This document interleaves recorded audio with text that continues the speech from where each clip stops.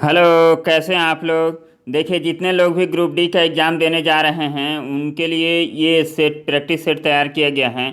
और अब से लेके जब आपका 17 अगस्त से एग्ज़ाम स्टार्ट होने वाला है, तो आपको डेली मैथ और रीजनिंग का 25-25 क्वेश्चन का सेट मिलेगा। और ये डेली मिलेगा। तो आप लोग कंटिन्यू इसको फॉलो कीजिए और अच्छे से एग्ज़ाम के प्रिपरेशन कीजिए। देखिए, सबसे ज़्यादा स्कोरिंग जो सब्जेक्ट है मैथ प्लस रीजनिंग है। हमने NTPC CBT 2 दिया है, उसमें हमारा जो सबसे ज़्यादा स्कोर आया है मैथ रीजनिंग का आया है। देखिए, जीके आप GS पढ़ेंगे तो उसमें अथाह सागर है, उसमें आप अच्छा स्कोर नहीं कर सकते हैं। लेकिन मैथ और रीजनिंग में थोड़ा सा प्रैक्टिस करके आप अच्छे से गेन कर सकते हैं। रीजनिंग तो केवल आपका प्रैक्टिस है, और साथ में आपको मैथ का जो प्रैक्टिस सेट कराया जाएगा उसके साथ हम कॉन्सेप्ट भी बताएंगे। तो आप लोग इस प्रैक्टिस सेट को ज़रूर देखिए और इससे अपना मैक्सिमम स्कोर कीजिए। आप मान के चलिए कि 50 क्वेश्चन जो मैथ और रीजनिंग में आएगा उसमें से आपको 45 क्वेश्चन सही करना है, तब आप सेफ स्कोर में होंगे। और साइंस और जीके जीएस और करंट अफेयर आप लोग अपने स्तर पे कीजिएगा। तो चलिए हम लोग स्टार्ट करते हैं। ये पहला प्रैक्टिस सेट है रीजनिंग का। और इसी तरह हम लोग जब तक एग्ज़ाम नहीं होता है तब तक हम लोग डेली एक प्रैक्टिस सेट करेंगे, और आप लोगों के लिए काफ़ी फ़ायदेमंद होगा। तो चलिए इसको देखते हैं, इसमें क्या दिया गया है। इसको हम लोग चाइनीज कोडिंग बोलते हैं, काफ़ी सिंपल कोडिंग है। तो इसमें देखिए 9, 8, 7 आपका दिया है love is life. Love is life को कोड किया गया है इससे, और फिर इसको कोड किया गया है इससे। तो पूछा क्या है, पूछा है इसमें लव का कोड क्या होगा। तो लव का कोड क्या होगा, तो देखिए इज लाइफ यहाँ भी है, इज लाइफ यहाँ भी है। तो आपको इसको मिनिमम टाइम में करना है, क्योंकि आपके पास टाइम लिमिटेड होता है। सीबी कंप्यूटर पे आपका टेस्ट होगा, तो जैसे ही टाइम ख़त्म होगा आपका सिस्टम बंद हो जाएगा। तो आप लोगों को टाइम कैसे बचाना है ये भी हम आप लोगों को सिखाएंगे। हमने खुद एग्ज़ाम दिया है, तो टाइम मैनेजमेंट में बहुत सारे लड़के गलती करते हैं और उससे उनका अच्छा परफॉर्मेंस नहीं हो पाता है। तो यहाँ पे देखिए, बस आपको लव देखना है ना, लव का कोड। तो इसमें तो लव है नहीं, तो अब करेंगे क्या। यहाँ देखिए 8, 7 यहाँ भी है, 8, 7 यहाँ भी है, तो मार दीजिए 9। 9 क्या हो जाएगा, आपका लव का कोड हो जाएगा। नेक्स्ट क्वेश्चन देखिए, नेक्स्ट क्वेश्चन में हम लोग इसको अरेंज करते हैं। अरेंज क्या, ये आपका इसमें देखिए फिट को ऐसे लिखा गया है, सीट को ऐसे लिखा गया है, मतलब आई को कन्वर्ट करके ई और ए बना दे रहा है। तो आप भी बीड में क्या करेंगे, आपका थर्ड ऑप्शन हो जाएगा। नेक्स्ट क्वेश्चन, और आसान क्वेश्चन ही आएंगे, आप लोग ये मत सोचिए कि बहुत टफ क्वेश्चन आएंगे।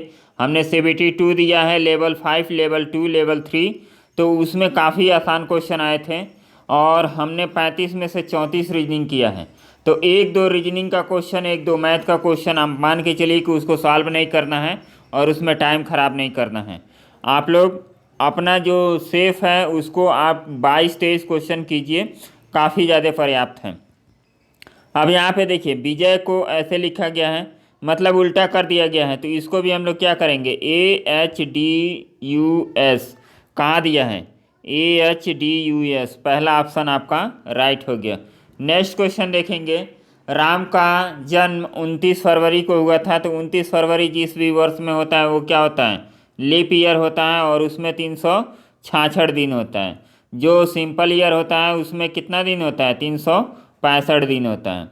तो इसको हम लोग करेंगे, काफ़ी आसान क्वेश्चन, और ये हमेशा 4 साल के बाद आता है लीप ईयर। तो देखिए 2008 में वो चौथा जन्मदिन मनाया था, तो उसका जन्म वर्ष क्या हो जाएगा, तो आप 4 साल घटा दीजिए, तो 2008 ये क्या हो जाएगा, चौथा हो जाएगा। फिर तीसरा मनाया होगा 4 में, और 2000 में मनाया होगा ये कौन, दूसरा मनाया होगा, और पहला उसका कौन सा जन्मदिन हो जाएगा, जिस वर्ष वो पैदा हुआ था वो 96 हो जाएगा। तो ऑप्शन नंबर 4 आपका राइट आंसर हो जाएगा। इसमें देखिए, इसमें क्या करना है, निम्न अक्षर श्रृंखला में कितने यम ऐसे हैं जिनके तुरंत बाद यम है। तुरंत बाद यम है मतलब आपको ये फॉर्मेशन देखना है, और किंतु तुरंत पहले यम नहीं है, और इसके पहले यन नहीं है। तो इस तरह देखना है। तो इसमें आपको मिनिमम टाइम में क्या करना है, इल्यूमिनेशन मेथड अप्लाई करना है। पहले आपको सबसे पहले खोजना है यम, और यम के पहले जहाँ यन है उसको काट देना है। तो देखिए इसको हम लोग और जूम कर लेते हैं, उसके बाद इसको अच्छे से करेंगे। तो यहाँ पे देखिए, यहाँ पे यन है पहले यम के, तो इसको काट दिए।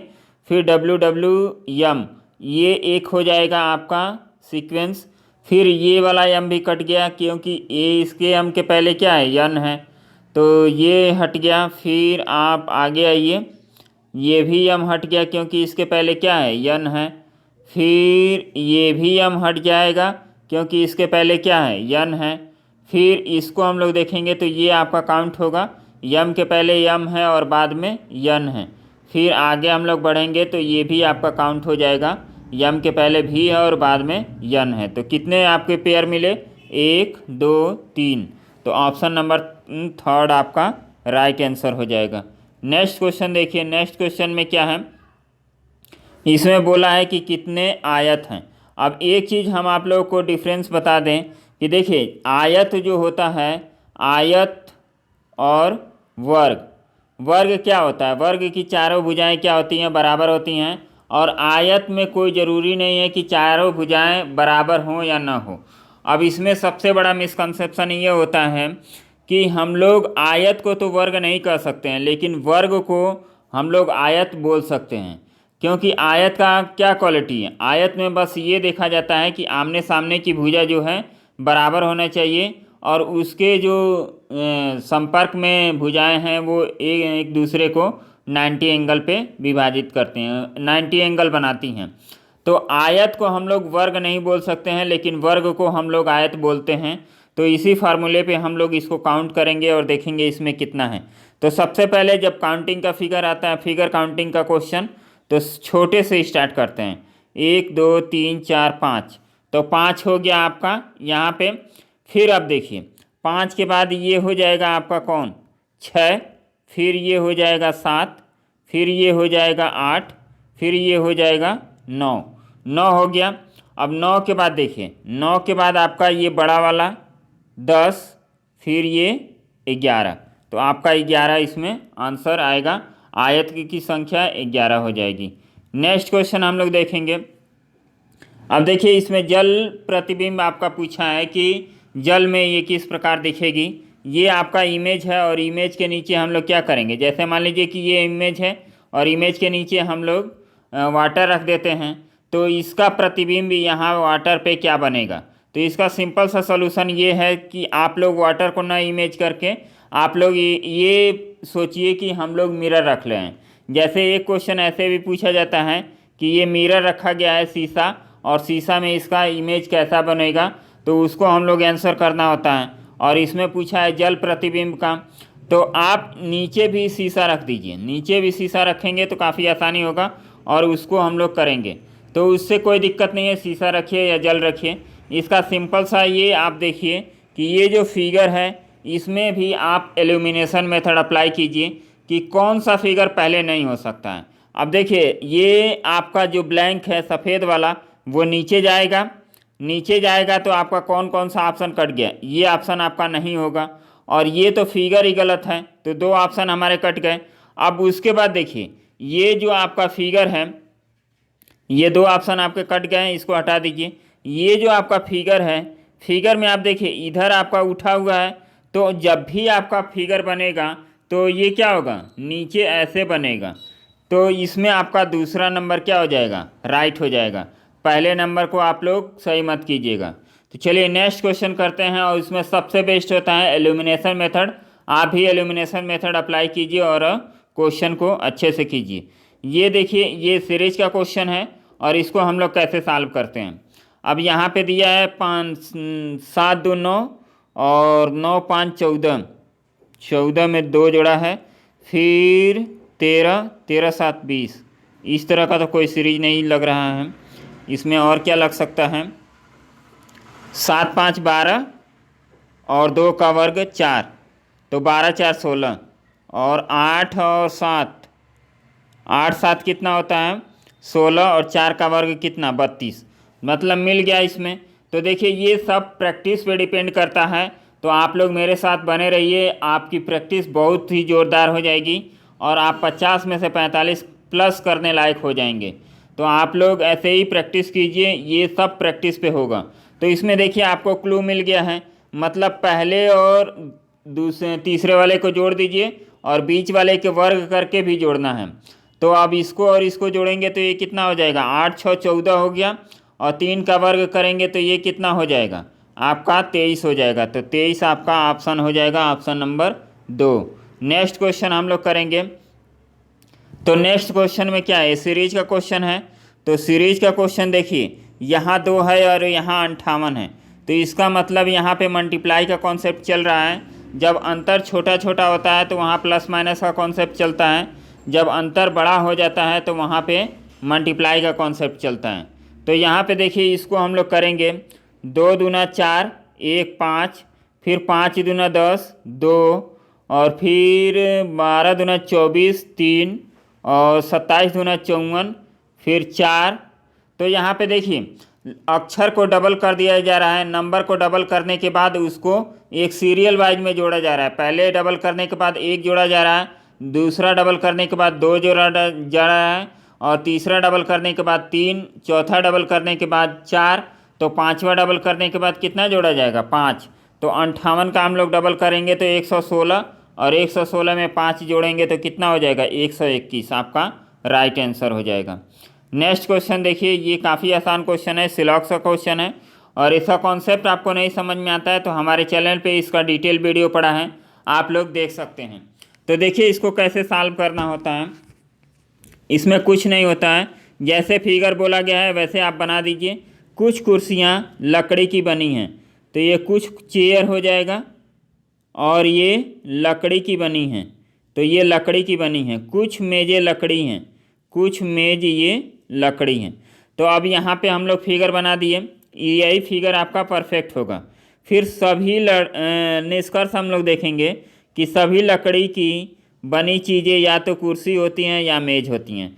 ये आप नहीं कह सकते हैं कि जितने भी लकड़ी हैं उसकी या तो कुर्सी बनेगी या तो मेज बनेगी, क्योंकि देखिए इसका थोड़ा सा पोर्शन क्या है कुर्सी है, और थोड़ा सा पोर्शन क्या है मेज है, बाकी तो ये बच गया ना, ये पोर्शन तो बच गया।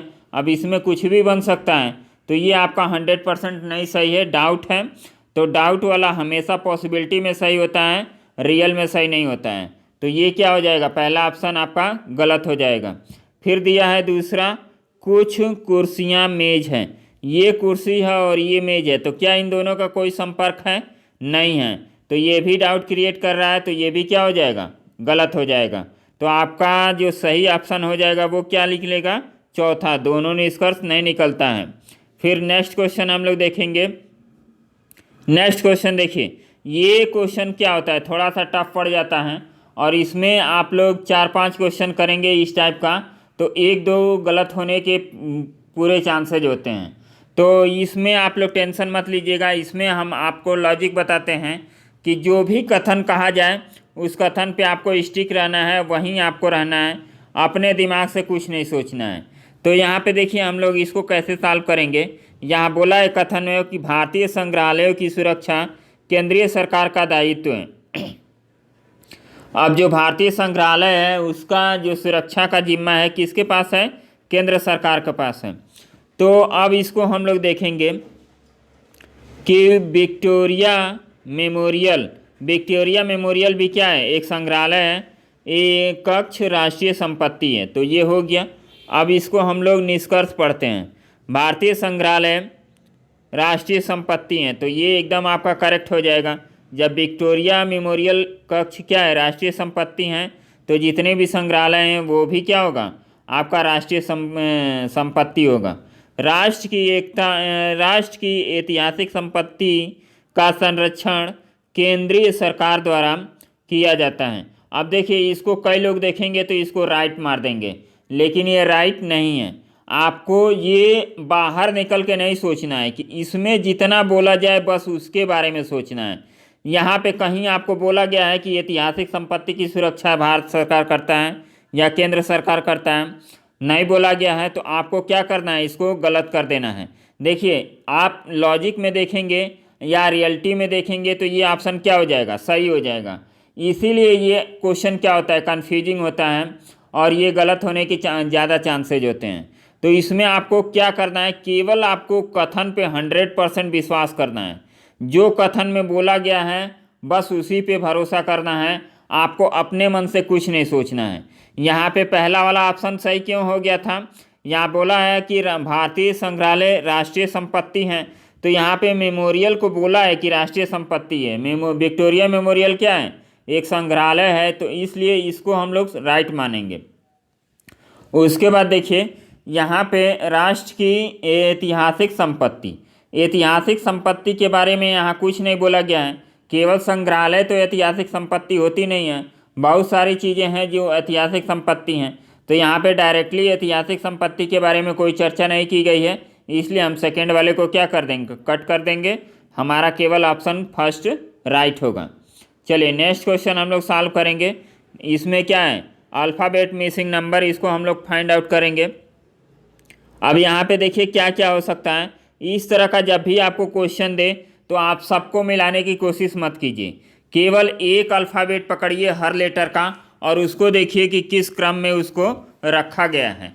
तो पहले में हम देखेंगे तो ई है, पहले में ई है, दूसरे में जी है, तीसरे में आई है, फिर डैश है, फिर यम है। तो अब इसको मिलाइए, ये इसका क्रम कितना होता है, 5, 5 2 7, 7 2 9 और 9 2 11। 11 किसका होता है, के का होता है। तो आपके दो ऑप्शन कट गए, पहला और तीसरा ऑप्शन कट गया।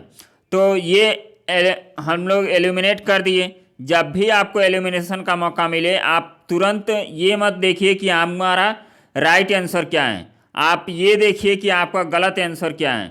गलत आंसर को हटाइए, उसके बाद राइट आंसर के पास आप ऑटोमेटिक पहुंच जाएंगे। तो इसके बाद हम लोग क्या करेंगे, अब देखिए दूसरे वर्ड को चेक करने की कोई ज़रूरत नहीं है, क्योंकि के एल दोनों जगह है, तो चेक करेंगे तो इसमें टाइम आपका ख़राब होगा। आप डायरेक्ट चेक कर लीजिए थर्ड वाले को। थर्ड वाले में क्या है, यहाँ यफ है, यफ के बाद यच है, यच के बाद जे है, जे के बाद डैश, डैश के बाद यन। अब यहाँ पे देखिए 6 2 8, 8 2 10, 10 2 12, 12 का मतलब यल। तो आपका राइट आंसर क्या हो जाएगा, फोर्थ नंबर आपका राइट आंसर हो जाएगा।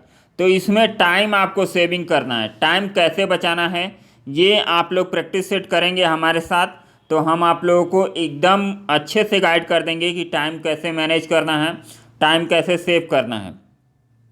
चलिए नेक्स्ट क्वेश्चन हम लोग देखते हैं। नेक्स्ट क्वेश्चन में क्या है, काफ़ी अच्छा क्वेश्चन है, इसको हम लोग करते हैं। अब देखिए इसमें बताया गया है कि प्रवीण के पिता का जन्मदिन मार्च के किस तारीख को है। तो इसमें दो ऑप्शन आपके दिए गए हैं और दोनों में से क्या, डाटा सफिशिएंसी का क्वेश्चन है ये। प्रवीण को अच्छी तरह याद है कि उसके पिता का जन्म 14 मार्च के बाद हुआ था, तो 14 मार्च लिख लीजिए, लेकिन 19 मार्च से पहले, यहाँ पे 19 लिख लीजिए। अब इनके बीच के जितने भी अंक हैं उसको लिख लीजिए, यहाँ हो जाएगा 15, 16, 17 और 18 हो गया। 4 डेट में उसका डेट पड़ सकता है, कोई भी जन्मदिन हो सकता है। अब यहाँ से तो हम कन्फर्म नहीं निकाल सकते हैं, तो आपका पहला ऑप्शन क्या हो जाएगा, इससे हम लोग डाटा को नहीं निकाल पाएंगे। अब दूसरा देखते हैं। दूसरा यहाँ दिया है, प्रवीण की बहन को अच्छी तरह याद है कि उसके पिता का जन्मदिन 17 मार्च के बाद, 17 मार्च के बाद, तो 17 मार्च यहाँ पे है और इसके बाद क्या बचा, 18, 19 और लेकिन 21 से पहले। तो आपको कुछ करने की ज़रूरत नहीं है, 21 लिखने की ज़रूरत नहीं है। एक को 19 से पहले याद है और एक को 17 के बाद, तो बीच में क्या बचा, 18।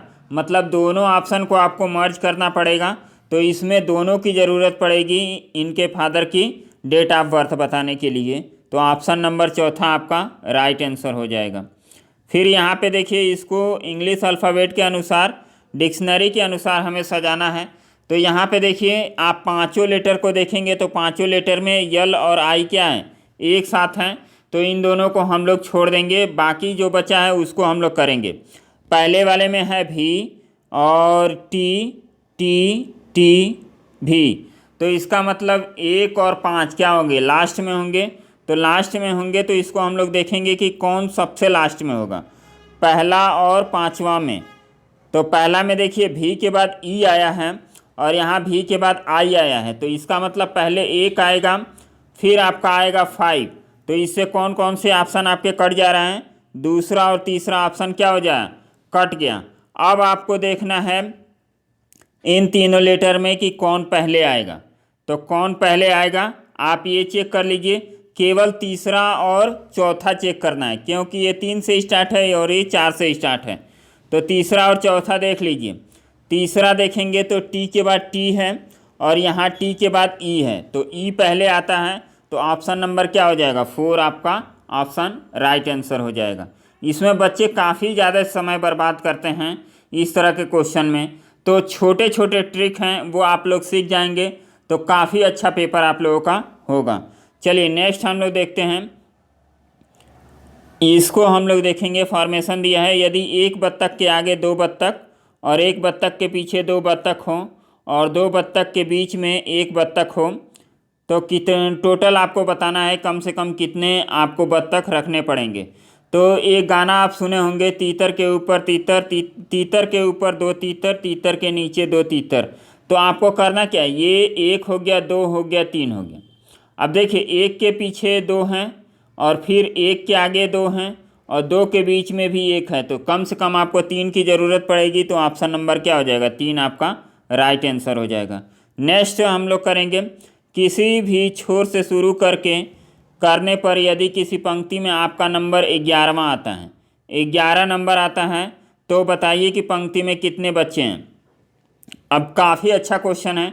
अब देखिए राइट से भी हम लोग शुरू करते हैं तब भी आपका नंबर क्या आता है 11 आता है, लेफ़्ट से भी शुरू करते हैं तब भी आपका नंबर क्या आता है आपका 11 आता है। इसका मतलब कि 10 लड़के इधर होंगे और 10 लड़के इधर होंगे तभी तो आपका 11वां नंबर आ रहा है। तो आप सबको जोड़ दीजिए, 10 और 10 कितना हो गया 20 और ये 21, तो 21 आपका राइट आंसर हो जाएगा। थर्ड ऑप्शन आपका राइट हो गया। फिर आप ये देखिए छोटा सा एक पजल है, इसको हम लोग सॉल्व करते हैं। 5 व्यक्ति हैं, अखबार पढ़ते हैं। सबसे पहले पढ़ने वाला व्यक्ति सी को अखबार देता है। तो 5 व्यक्ति का अरेंज हम बना लेते हैं, 1 2 3 4 5। तो सबसे पहले जो पढ़ता है ये हो गया सबसे पहले, इसको हम लोग लिख लेते हैं फर्स्ट, हम यहाँ पे लिख लेते हैं और यहाँ पे लास्ट। तो ये पढ़ने के बाद सी को देता है। उसके बाद जिस व्यक्ति ने अंत में एक बार पढ़ा था उसने वह ए से लिया था, मतलब ए आपका कहाँ हो जाएगा यहाँ हो जाएगा। फिर बोला है कि ई अखबार पढ़ने वाला पहला या अंतिम व्यक्ति नहीं था, तो ई कहाँ हो जाएगा यहाँ हो जाएगा। बी और ए के बीच 2 पाठक हैं, तो ए यहाँ है तो बी कहाँ होगा, बी आपका यहाँ होगा, तभी तो आपका 2 होंगे। और जो बच गया डी को आप यहाँ रख दीजिए। तो फर्स्ट कौन हो जाएगा एक बार पढ़ने वाला बी और लास्ट कौन हो जाएगा डी। अब क्या पूछा है उसको देख लीजिए। उस व्यक्ति को ज्ञात कीजिए जिसने सबसे अंत में अखबार पढ़ा था, तो सबसे अंत में कौन पढ़ा था डी। ऑप्शन नंबर थर्ड आपका राइट आंसर हो गया। चलिए नेक्स्ट क्वेश्चन करते हैं, काफ़ी आसान क्वेश्चन है। इसमें आपको कुछ नहीं करना है, ये आपका कुछ कोडिंग दिया है, इसका कोडिंग निकालना है, तो बस इसी में से देख के आपको कर देना है। अब देखिए इसमें आपको 1 नंबर और 2 नंबर चेक नहीं करना है। क्यों नहीं करना है, क्योंकि 19 से चारों ऑप्शन स्टार्ट हैं। तीसरे नंबर को हम लोग चेक करेंगे, यक्स का कोड हम लोग देखेंगे। यक्स का कोड क्या है 8 है, तो मतलब ये भी ऑप्शन आपका कट गया। उसके बाद हम देखेंगे सी का कोड, तो सी का कोड क्या है 3 है, तो 3 का मतलब ये भी ऑप्शन आपका कट गया। उसके बाद यल देखेंगे तो यल क्या है 6 है, तो ऑप्शन नंबर आपका फर्स्ट आपका सही हो गया। तो इल्यूमिनेशन मेथड अप्लाई कीजिए, आपके 100% क्वेश्चन सही होने वाले हैं। चलिए नेक्स्ट क्वेश्चन हम लोग सॉल्व करेंगे, ब्लड रिलेशन का काफ़ी आसान क्वेश्चन। एक तस्वीर की ओर संकेत करते हुए एक स्त्री ने कहा वह मेरी माँ, मतलब ये कोई लेडीज़ है और इनकी मदर ये हो गई।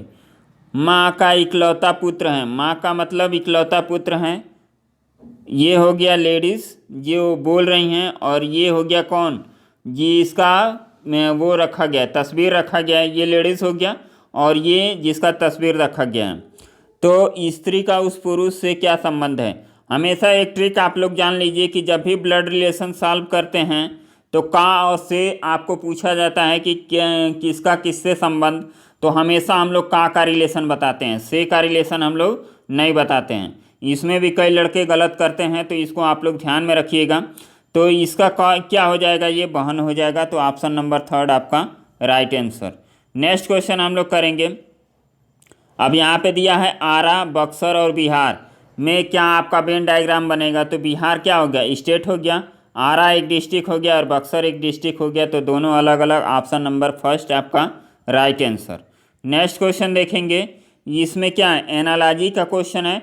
एनालॉजी का जो रीजनिंग होता है उसमें कभी जीएस भी पूछा जाता है, जीएस से ही मैच करके उसको क्वेश्चन को बनाया जाता है। तो यहाँ पे देखिए ये कुछ बायो टाइप का लग रहा है। तो आप लोग साइंस पढ़ रहे होंगे तो इसमें बताइएगा कि कौन बेमेल है, तो आप लोग अच्छे से कर पाएंगे। चलिए नेक्स्ट क्वेश्चन हम लोग देखते हैं। यहाँ डायरेक्शन का क्वेश्चन है, तो हम लोग डायरेक्शन का ये बना लेते हैं। ये हो गया ईस्ट, वेस्ट, नॉर्थ और साउथ।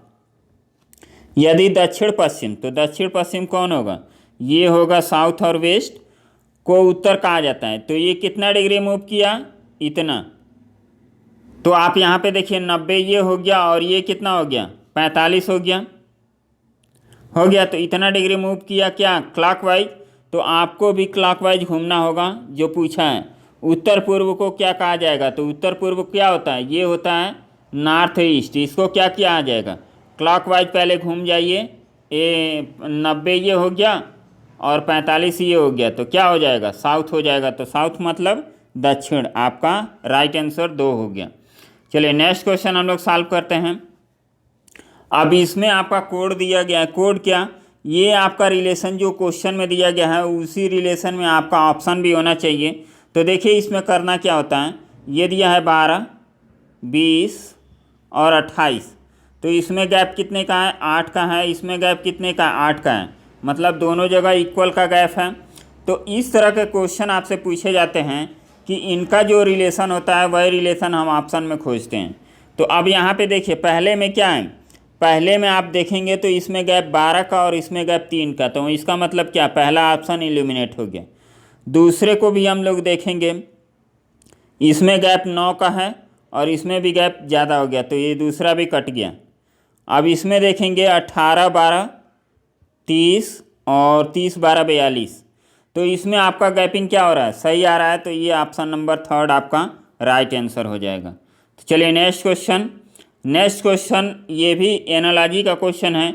इसको हम लोग कैसे करेंगे, इसमें दिया है 20 भिन्न आपको देखना है। तो नदी हो गया, नहर हो गया, दरिया हो गया और तालाब हो गया।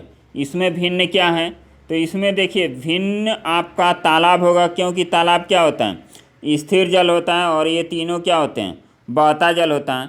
आप लोग दरिया में बताइएगा क्या होता है। दरिया हमको थोड़ा सा कन्फ्यूजिंग लग रहा है कि दरिया में क्या होता है, जो पानी होता है वो बहता रहता है या स्टेबल रहता है। तो इसको थोड़ा सा क्लियर कीजिएगा। यदि दरिया में भी पानी क्या होगा, बहता रहता होगा, तो आपका तालाब आंसर सही होगा, और ये तालाब ही होगा इसमें आंसर सही, क्योंकि दरिया हम लोग वही बोलते हैं। तो आप लोग इसका कमेंट करके आंसर बताइएगा कि इसका आंसर क्या होगा। चलिए नेक्स्ट क्वेश्चन हम लोग देखेंगे। लास्ट क्वेश्चन है और लास्ट क्वेश्चन को हम लोग करते हैं। यहाँ पे देखिए ये आपका दिया है 2 × 3 × 4, इसको वो लिखा है 4, 3, 2। मतलब इधर से आपका क्या कर दिया है, नंबर का अरेंजमेंट कर दिया है। तो लास्ट में ये दूसरा ऑप्शन भी देख लीजिए, क्या इसमें भी किया गया है। तो 7, 6, 5 मतलब इसमें भी किया गया है। तो इसको हम लोग क्या कर देंगे, 7, 5, 2। कौन सा ऑप्शन हो जाएगा, 7, 5, 2।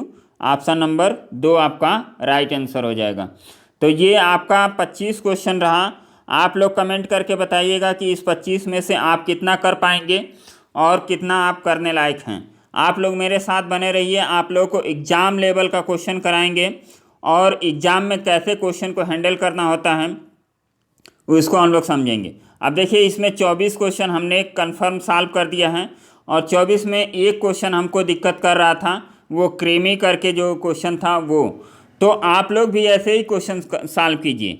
आपको 25 में से 25 क्वेश्चन नहीं सॉल्व करना है।